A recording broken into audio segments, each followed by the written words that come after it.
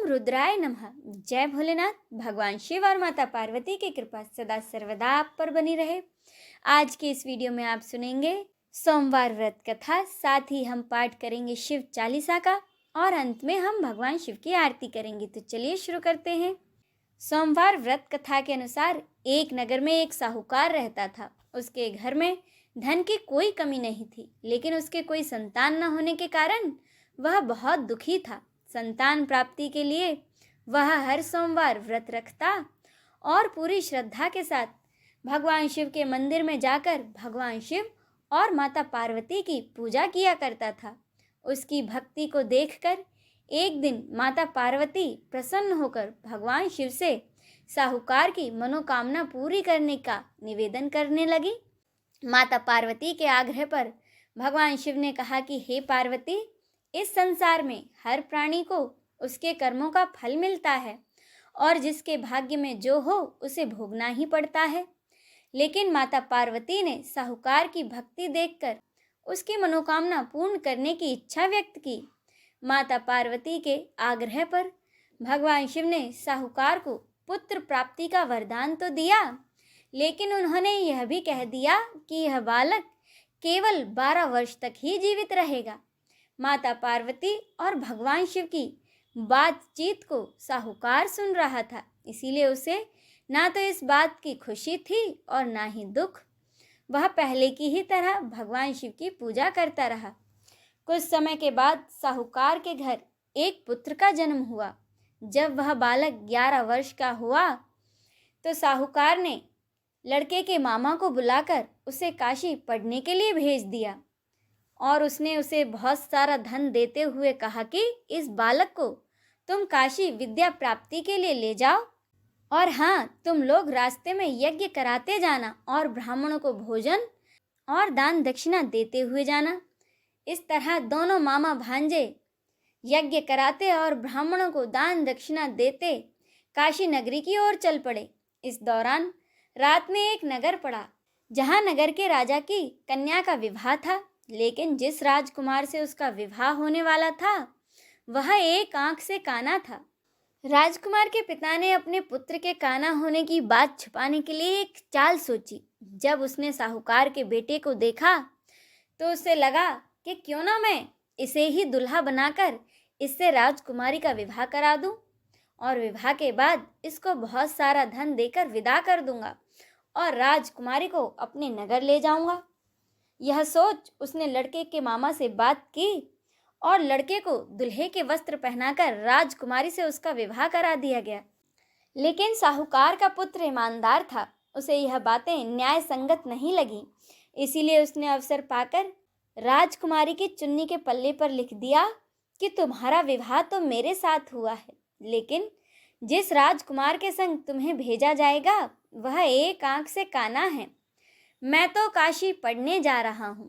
जब राजकुमारी ने चुन्नी पर लिखी बातें पढ़ी तो उसने यह सब बातें अपने माता पिता को बताईं।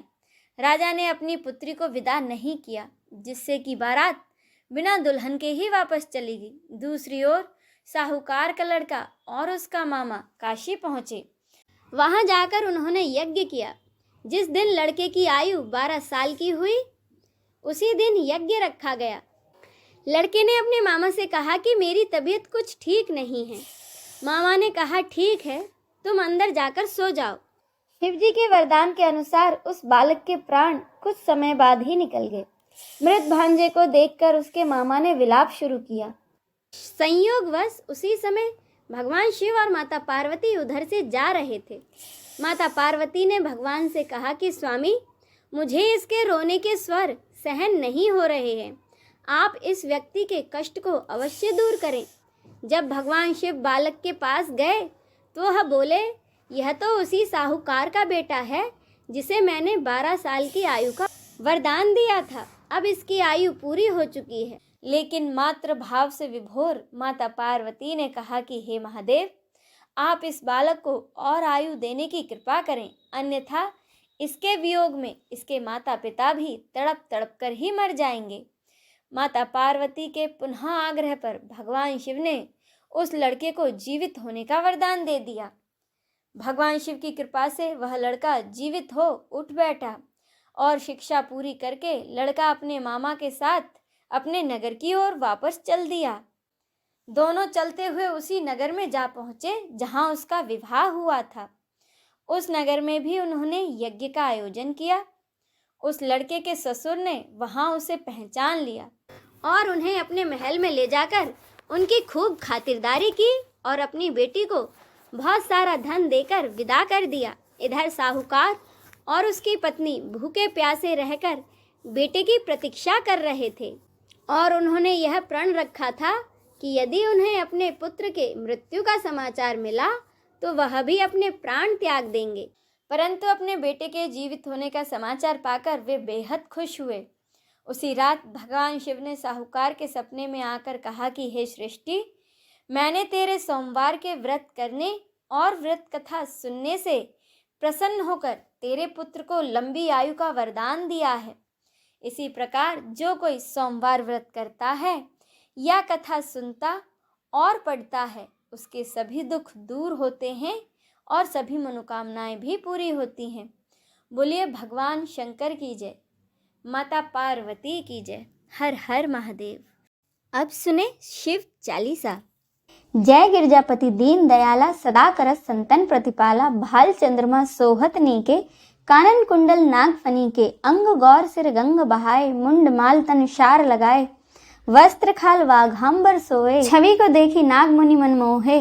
मैना मातु की हवे दुलारी, वाम अंग सोहत छवि न्यारी। कर त्रिशूल सोहत छवि भारी, करस सदा शत्रुन शयकारी। नंदी गणेश सोहे तह कैसे, सागर मध्य कमल हैं जैसे। कार्तिक श्याम और गणराउ, या छवि को कही जात न काऊ।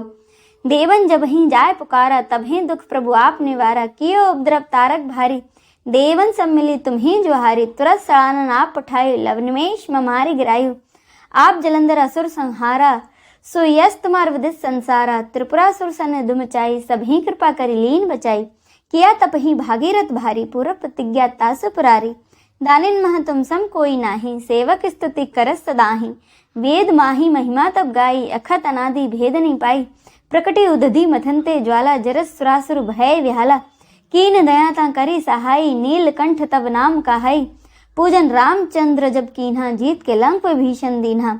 सहस कमल में हो रहे धारी, कीन्ह परीक्षा तभी पुरारी। एक कमल प्रभु राखे उजोई, कमल नैन पूजन चह सोई। कठिन भक्ति देखी प्रभु शंकर, भय प्रसन्न दिए इच्छित वर। जय जय जय अनंत अविनाशी, करत कृपा सबके घटवासी। दुष्ट सकल नित मोहि सतावे, भ्रमत रहूं मोहि चैन न आवे।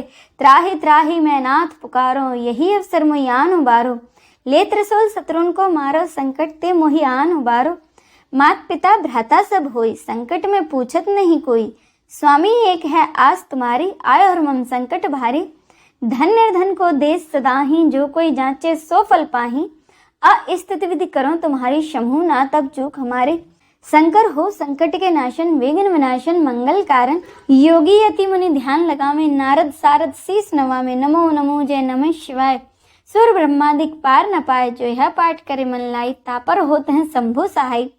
ऋणिया जो कोई हो अधिकारी, पाठ करे सो पावन हारी। पुत्र होन कर इच्छा कोई, निश्चय से प्रसाद ते होई। पंडित त्रयोदशी को लावे, ध्यान पूर्वक होम करावे। त्रयोदशी व्रत करे हमेशा, तन नहीं ताके रहे कलेसा।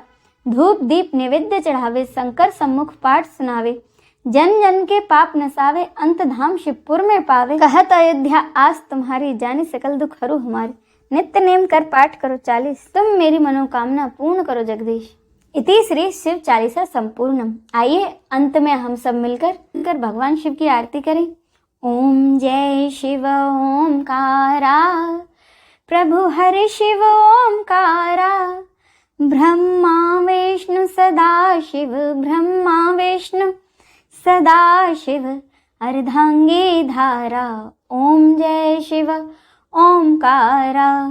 एकानन चतुरानन पंचानन राजे, शिव पंचानन राजे।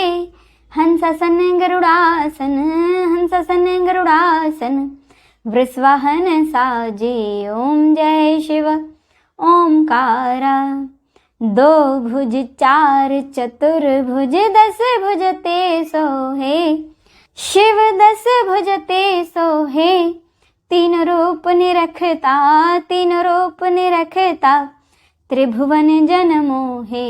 ओम जय शिव ओंकारा, अक्षमाला वनमाला मुंडमाला धारी, शिव मुंडमाला धारी, चंदन मृगमद चंदा, चंदन मृगमद चंदा, भाले शशिधारी। ओम जय शिव ओंकारा, श्वेतांबर पीतांबर वाघांबर अंगे, शिव वाघांबर अंगे, सनकादिक ब्रह्मादिक, सनकादिक ब्रह्मादिक, भूतादिक संगे। ओम जय शिव ओंकारा, करके मध्य कमंडल चक्र त्रिशूल धरता, शिव चक्र त्रिशूल धरता, जग करता दुख हरता, जग करता दुख हरता, जग पालन करता। ओम जय शिव ओंकारा, ब्रह्मा विष्णु सदा शिव जानत अविवेका, शिव जानत अविवेका, प्रणवाक्षर के मध्य, प्रणवाक्षर के मध्य ये तीनों एका। ओम जय शिव ओंकारा, त्रिगुण स्वामी जी की आरती जो कोई नर गावे, शिव जो कोई नर गावे, कहत शिवानंद स्वामी, कहत शिवानंद स्वामी, सुख संपत्ति पावे। ओम जय शिव ओंकारा, ओम जय शिव ओंकारा, प्रभु हरि शिव ओंकारा, ब्रह्म विष्णु सदा शिव, ब्रह्म विष्णु सदा शिव, अर्धांगी धारा। ओम जय शिव ओंकारा, ओम जय शिव ओंकारा।